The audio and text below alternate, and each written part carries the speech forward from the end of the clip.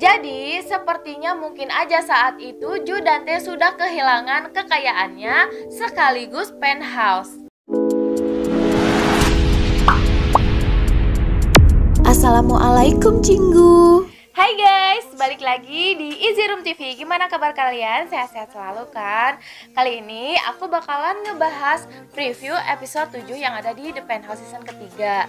Nah, sepertinya akan dimulai nih rencana pembalasan dendam untuk Judante di episode 7. Nah, kita langsung aja yuk ke pembahasannya. Jangan di skip video ini karena sepanjang apapun video aku pasti berisi informasi yang penting buat kalian. Jangan lupa subscribe, nyalakan lonceng notifikasinya. Check it out. Nah, kemarin banyak banget yang nanya-nanya sama aku di Instagram maupun di komen YouTube aku, nanyain tentang siapa sih ibu-ibu yang ditemuin sama Sim Suryon ketika dia sedang menyamar sebagai Naekyo. Nah, setelah aku cari tahu, sepertinya wanita itu ada hubungannya sama Jung Doman. Entah itu istrinya Jung Doman ataukah itu sekretarisnya Jung Doman. Aku masih belum tahu sampai di sini. Kenapa demikian? Karena yang mengetahui identitas Naekyo itu hanya Jung Doman dan Judante ya, setahu aku. Itulah yang membuat aku berpikiran sangat kuat kalau wanita itu ada hubungannya dengan Jung Doman. Kenapa aku bisa bilang ini adalah awal mula untuk pembalasan Judante? Karena setelah aku melihat preview episode 7 dan aku mulai menghubungkan setiap scene-nya, mulailah terbesit sebuah prediksi dan teori. Di episode 6, dalam proyek pembangunan Judante, seperti yang kita tahu ada beberapa bidang tanah yang sudah dibeli oleh Dohye Construction. Nah, Dohye Construction itu setahu aku itu milik Jung Doman. Sedangkan grup dari Judante ini belum mengetahui siapa pelobinya. Di preview episode 7 kemarin, terlihat Hayeonchol sedang menelpon Sim Suryon. Jadi, sepertinya Hayeonchol lah yang membocorkan rencana Judante kepada Sim Suryon. Hal ini diperkuat dengan di episode 6 kemarin, di situ terlihat Hayeonchol melihat kedatangan Naekyo.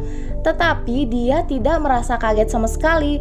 Harusnya kan kalau orang melihat seseorang yang sudah meninggal hidup lagi, pasti ekspresinya akan terlihat kaget kan? Nah, disinilah Sim Suryon langsung bergerak menemui istri Jung Doman atau orang yang berhubungan dengan Jung Doman itu sebagai Naekyo. Jadi, Sim Suryon menyamar sebagai Naekyo untuk menemui wanita tersebut. Tujuannya adalah untuk membongkar rahasia. Naekyo mendekati Jung Doman itu hanya diperintahkan oleh Judante untuk mengetahui informasi tentang proyek-proyek pembangunan. Dan tanpa sengaja mereka saling jatuh cinta. Kenapa Sim Suryon melakukan ini? Karena dia berusaha agar wanita tersebut memihak kepada Sim Suryon dan bekerja sama untuk menjatuhkan Judante. Dari situ, Sim Suryon lah yang ditunjuk sebagai pelobi dari Dohye Construction. Nah, sepertinya pembalasan dendam untuk Judante ini akan dimulai dari ekonominya terlebih dahulu. Jadi, ketika Sim Suryon menjadi pelobi untuk Dohye Construction, dia menawarkan tanah yang akan dibeli oleh Judante itu dengan harga yang sangat mahal. Nah, otomatis uang Judante ini masih kurang kan? Oleh karena itu, Judante meminta pertolongan atau meminjam uang kepada Tiga Ratu atau Ketua Song. Judante meminjam uang senilai 100 juta dolar kepada Ketua Song. Tetapi Ketua Song di situ meminta jaminan penthouse sebagai jaminannya. Nah, seperti yang kita tahu kan, Ketua Song juga sudah bekerja sama bersama Kang Mari untuk mendukung Sim Suryon juga. Kenapa Judante senekat itu untuk melakukan hal tersebut? Karena menurut Judante, ketika tanah Dohye Construction itu sudah menjadi milik dia, maka dia akan mendapatkan untung berkali-kali lipat. Makanya dia sangat berusaha untuk mendapatkan tanah Dohye Construction tersebut. Jadi, setelah Judante mendapatkan pinjaman uang senilai 100 juta dolar tersebut, dia mengajak bertemu dengan pelobi Dohye Construction ini. Dan setelah bertemu, barulah dia tahu kalau orang itu adalah Sim Suryon. Nah, baru disitulah Judante sadar kalau dirinya itu telah tertipu. Jadi, sepertinya mungkin aja saat itu Judante sudah kehilangan kekayaannya sekaligus penthouse. Dari situ Judante akan sangat kebingungan kenapa Sim Suryon bisa melakukan hal tersebut. Karena yang dia tahu yang bisa berhubungan dengan Dohye Construction itu kan cuma Naekyo.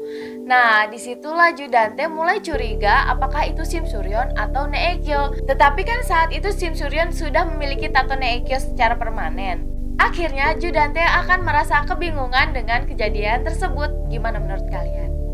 Sim Suryon juga pernah mengatakan tidak harus mati untuk merasakan api neraka, dan itu ditujukan kepada Judante. Inilah yang memperkuat aku akan teori tersebut. Wah, semakin seru ya penayangan The Penthouse ini. Nah, sekarang gimana menurut kalian? Masuk akal nggak teorinya? Seenggaknya ini bisa menjawab pertanyaan-pertanyaan kalian, siapakah wanita yang ditemui oleh Sim Suryon tersebut. Kesimpulannya, di episode 7 dan seterusnya, Sim Suryon sudah memulai aksinya untuk membalaskan dendam kepada Judante. Nah, belum lagi nanti kalau Logan udah sadar ya, kita pasti semuanya penasaran banget apakah dia bakalan bener-bener sembuh ataukah dia lumpuh atau kayak gimana ya, kita tunggu aja nanti. Belum lagi masih ada timeline yang belum terungkap selama 6 bulan. Aku sih berharap di episode 7 dan seterusnya akan memberikan alur cerita yang dapat memuaskan hati penonton nantinya. Setuju gak kalian? Komen di bawah ya. Oke, itu dia tadi pembahasan, prediksi, dan teori tentang apa yang akan terjadi di episode 7 nanti. Mudah-mudahan dapat membantu kalian. Kalau kalian ada teori-teori lain atau pendapat lain menurut kalian, kalian bisa komen di bawah. Segitu aja dulu dari aku. Jangan lupa subscribe, nyalakan lonceng notifikasinya. Sampai ketemu di video aku selanjutnya. Krong, kamsahamnida.